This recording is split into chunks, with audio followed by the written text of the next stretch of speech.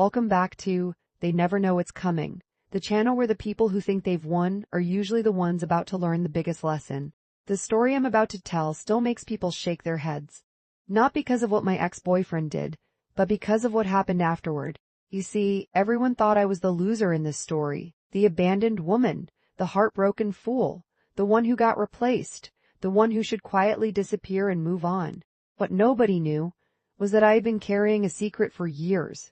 A secret that would eventually change everything, and by the time they discovered it, it was already too late. The humiliation happened in public. Exactly where my ex wanted it to happen. I was 62 years old when I received the invitation. The envelope arrived on a Tuesday morning. I remember because I was watering my roses. When I opened it, my hands froze. There they were. Is David and Melissa getting married? My stomach dropped. Not because David was getting married. We had been divorced for nearly 3 years. No, it was because of who Melissa was. Melissa wasn't just another woman. Melissa was the woman we'd spent years arguing about. The woman David repeatedly assured me was just a friend. The woman who made me uncomfortable. The woman everyone told me I was being paranoid about. And now she was the bride. I sat on my porch staring at the invitation for nearly an hour. Then my phone started buzzing. My sister called first. Then my daughter.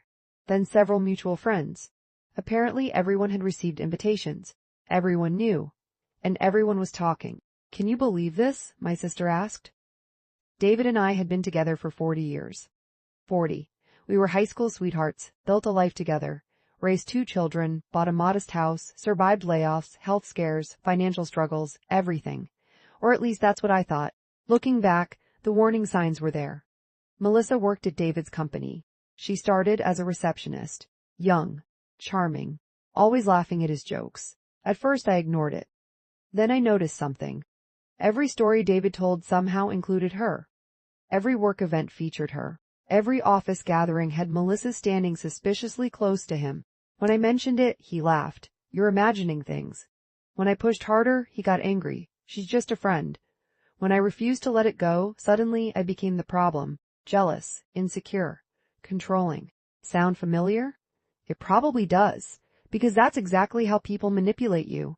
They make you doubt your own instincts, and eventually, you start doubting yourself. 5 years before our divorce, I received an anonymous message. No name, no explanation, just screenshots, text messages, photos, hotel reservations. Evident. My hands shook as I read them. I confronted David immediately. He denied everything, every single thing. Even when I showed him proof, even when I showed him screenshots, even when I cried, he denied it all. Then he did something clever. He turned himself into the victim. He accused me of spying, accused me of violating his privacy, accused me of destroying our marriage. And somehow, I ended up apologizing. Imagine that. The person being betrayed apologizing to the betrayer. I hate admitting that, but that's what happened. Because after 40 years together, I wanted desperately to believe him. So I stayed. For a while. What nobody knew was this. I wasn't dependent on David. Not financially, not emotionally, not anymore. Years earlier, my grandmother had left me something valuable. Very valuable. A piece of property. Land that had belonged to our family for generations. At the time, it wasn't worth much, so I never talked about it. Neither did my grandmother. She believed wealth should remain private. David knew the land existed, but he assumed it was worthless. Everyone did, including me. At least initially. Then everything changed. A major development project began nearby. Property values exploded. Overnight, the land became worth millions, literal millions. But I kept quiet. I never told anyone, not even my children, because my grandmother had taught me something important: never reveal everything you own. Let people show you who they are first. Those words would eventually save me. When I finally filed for divorce, David looked shocked. Not guilty, not remorseful, shocked. As if he'd never imagined I might leave. He immediately started dating Melissa openly. Imagine how that felt. 1 minute she's just a friend, the next she's practically living with him. Friends started choosing sides. Some supported me, others didn't. A few even suggested I should forgive him, move on, be happy for him. Happy? After 40 years, after all the lies? I didn't argue. I simply smiled. Because by then, I was watching, listening, learning. and discovering exactly who people really were. Then came the wedding. Against my better judgment, I attended, not because I wanted to, because I needed closure. The ceremony was beautiful, at least on the surface. Then the speeches started. That's when things got ugly. Melissa stood and raised her glass. I'd like to thank everyone who supported our love story. People clapped, then she smiled, and looked directly at me. I know some people never understood our connection. A few guests shifted uncomfortably. I guess sometimes true love has to wait for the right timing. More laughter. Then David joined in. We should have happened years earlier. The room erupted. Some people laughed. Others looked horrified. My daughter looked ready to cry. I sat quietly, sipping water, not reacting, because there was something they didn't know, something that would change everything. 3 months after the wedding, Melissa quit her job. Then David retired. Strange timing. Very strange. Suddenly they started spending money. Lots of money. Luxury vacations, new vehicles, designer furniture, expensive renovations. People assumed they were wealthy. But I knew David's finances. He wasn't rich, not even close. Something wasn't adding up. Then I learned the truth. David had borrowed heavily. Massively. He had refinanced property, taken loans, maxed out credit lines. Why? Because Melissa wanted a lifestyle neither could actually afford. I said nothing. I simply watched. A year later, our family gathered for Thanksgiving. For the first time since the divorce, everyone attended. Children, grandchildren, cousins, even David and Melissa. The atmosphere felt tense. Then Melissa made a mistake. Actually, several mistakes. She started bragging. About money, about status, about success, about how she and David were finally living their best life. Then she laughed. Some people spend their... 2 weeks later, my lawyer called. The family land had attracted another buyer, a very large corporation. Their offer was astonishing, life-changing, generational wealth. The kind of money most people never see. I accepted. Quietly. The sale closed.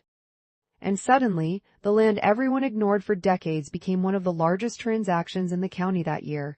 Local news covered it. Business journals covered it. People started talking. And that's when David learned the truth. He called me immediately. For the first time in nearly 2 years. I almost didn't answer. Almost. Why didn't you tell me? He asked. There it was. Not congratulations, not happiness, not pride, anger, entitlement. I laughed. Tell you what? The land. Oh. Silence. Then he said something I'll never forget. That money would have changed our lives. No. Let me correct that. It already had. Just not his. Over the next several months, something fascinating happened. People started connecting the dots. They realized I had never needed David, never depended on him, never wanted revenge, never chased him, never competed with Melissa. I simply lived my life.